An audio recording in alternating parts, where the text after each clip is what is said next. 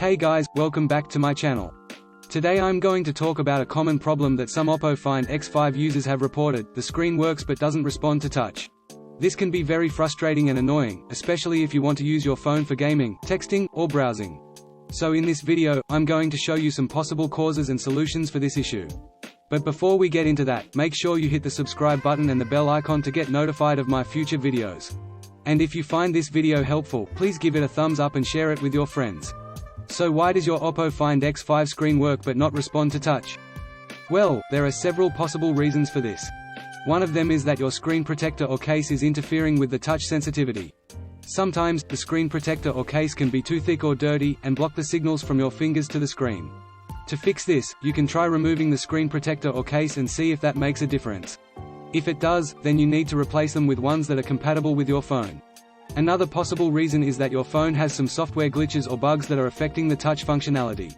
This can happen if you have installed some third-party apps that are not compatible with your phone, or if you have updated your phone to a new version of Android that has some bugs.